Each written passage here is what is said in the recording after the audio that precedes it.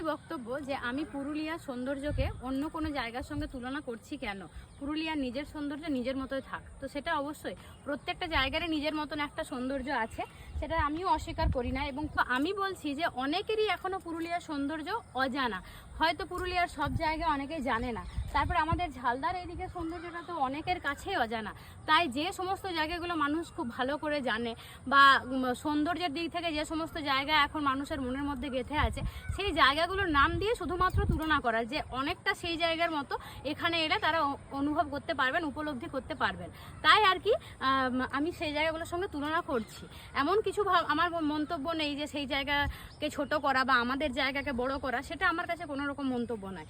আমি এই জন্যই বোঝাতে চাইছি যে আপনারা বুঝুন যে আমাদের জায়গার সৌন্দর্যটা কতখানি। না বললে মানুষ বুঝতে পারবেন না, শুধু যদি আমি নর্মালি দেখালাম তাহলে হয়তো বুঝবেন না।